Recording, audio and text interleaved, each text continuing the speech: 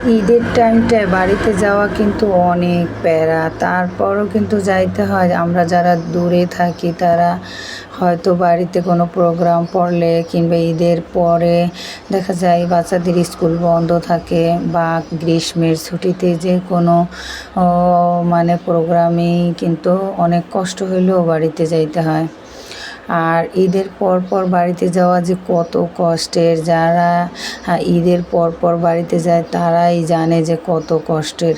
আসলে জার্নি করা বাচ্চাদের নিয়ে কিন্তু অনেক কষ্টের। আর একা যদি হয় তাহলে তো আর কোনো কথা নাই, কিন্তু বাচ্চাদের নিয়ে সবাইরে নিয়ে একসাথে যাওয়া কিন্তু আসলেই কষ্টের। যাই হোক, আজকে যে রান্নাটা আমি দেখাইতেছি এটা হইল কলিজা ভুনা। আর এই কলিজা ভুনা হইতেছে কিন্তু একটা বিয়ার মানে ঢিস সাজানোর জন্য। গ্রামের পরিবেশে রান্না করা, তারপর যে কোনো জিনিস মানে রান্না করলে কিন্তু অনেক ভালোই লাগে। আর সবচেয়ে বড় কথা কি, গ্রামের সব কিছুই কিন্তু হাতের কাছে পাওয়া যায়, একেবারে পিওর। শাক সবজি থেকে শুরু করে যে কোনো কিছুই হোক না কেন, কিন্তু শহরেও পাওয়া যায়, কিন্তু টাকা দিয়া কিনা আইনাও তারপর অনেক সময় দেখা যায় সেই জিনিসটা ভালো হয় না। এখানে কলিজা ভুনা করা হইবে, তারপর এই মাংস দিয়া ভেষণ গুলাইয়া তারপরে চপ বানানো হইবে, তা আবার অনেকগুলা কাঁচামরিচ ভেষণ দিয়া ভাজা হইবে। আর এই মাছটাও ভাজা হইবে খুব সুন্দর করে, একেবারে কড়া করে। তো কিছু কিছু জিনিস আছে যে আমি ফাঁকে ফাঁকে একটু ভিডিও করার চেষ্টা করছি, কারণ সবগুলো তো আর হয় না। অনেক মানে মানুষ থাকে, যে কোনো প্রোগ্রামেই বিয়া চূড়ায় হোক বা যে কোনো ইতেই হোক, অনেক মানুষের মানে থাকে।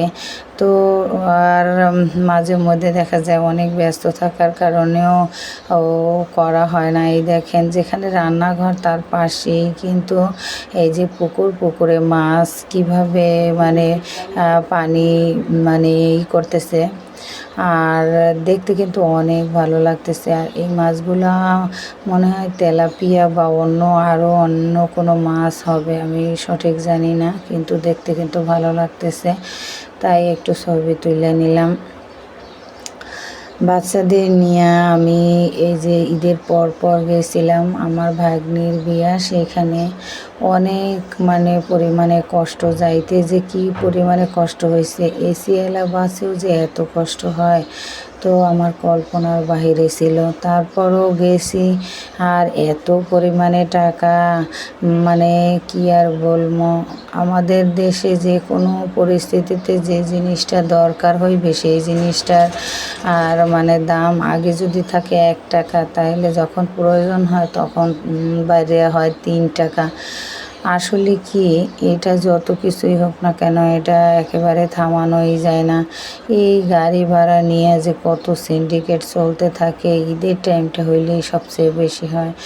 মানে বাড়ি যারা ফিরবে সাধারণ মানুষ, মধ্যবিত্ত পরিবারের মানুষ, তাদের আসলে অনেক কষ্ট হয়ে যায়।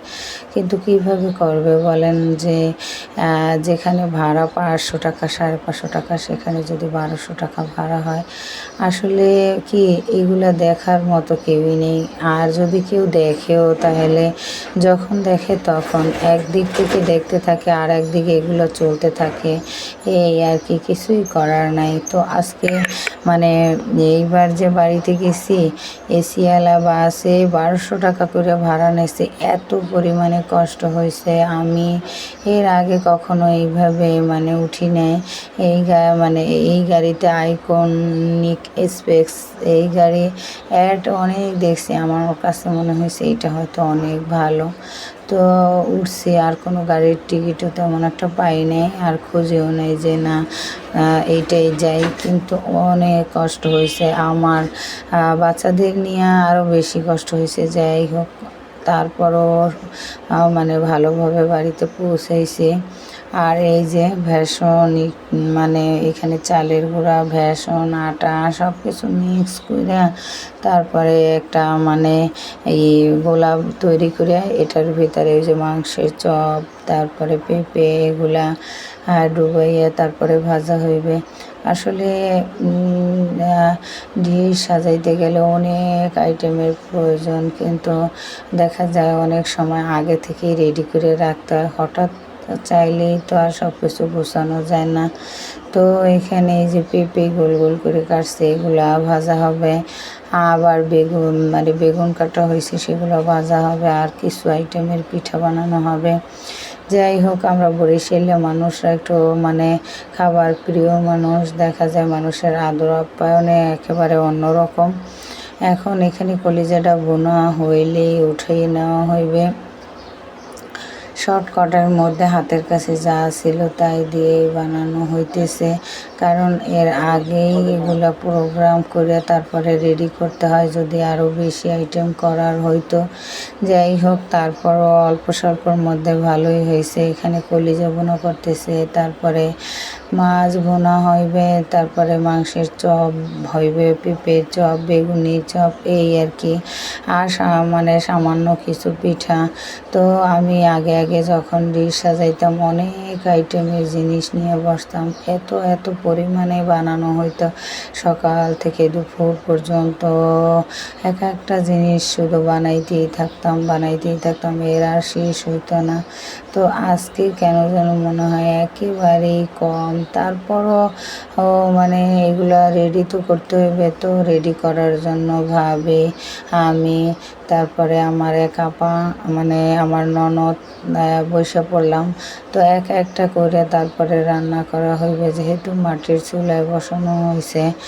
আর অনেক সময় কি জানেন, যে হঠাৎ চাইলেই তো আর একটা জিনিস রেডি করা যায় না, আগে থেকেই মানে প্রিপারেশন থাকা লাগে যে এই আইটেমগুলো বানাবো বা এই উপকরণগুলোর দরকার, তাহলে আর ঝামেলা হয় না। কারণ গ্রামের বাড়ি তো আর কাছাকাছি হাট পাওয়া যায় না, বাজার পাওয়া যায় না, অনেকটা দূরে দূরে থাকে হাট বাজার, সব কিছু পাওয়া যায় পিওর ঠিকই, কিন্তু ঢাকা শহরের মতো একেবারে যখন মনে চায় তখনই যেই আনা বা পাওয়া এরকমটা পাওয়া যায় না, খুব কমই পাওয়া যায়। যাই হোক, আমার মানে অধিকাংশ মানুষেরই থাকে বা মানে নিজেদের পুকুরের মাছ, তারপরে নিজেদের ক্ষেতের শাকসবজি। আর এই যে মাছটা এখন ভাজা হবে, মাছটা আসলে অনেকটা বড় হয়ে গেছে, আর একটু ছোট হইলে সবচেয়ে বেশি ভালো হইতো, কিন্তু কিছু করার নাই, এটা যেহেতু নিয়ে আসছে এখন এইটাই করতে হইবে। আবার বাজারে পাঠাইলে নিয়ে আসতে আসতে অনেকটা দেরি হয়ে যাবে। আর এর আগের দিন হয়েছে গায়ে হলুদ, বাচ্চারা অনেক আনন্দ করছে।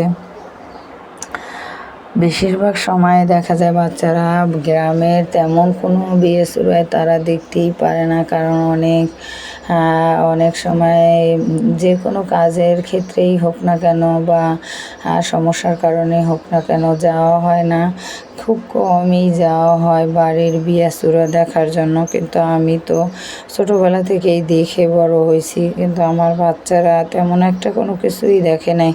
দুইটা একটা বিয়ে হইব, মানে এই ওদের বয়স এখন 14-15 বা 16-17-র মধ্যে। আমার বড় ছেলেটা হয়তো 2-একটা বিয়ে দেখছে এরকম আর কি।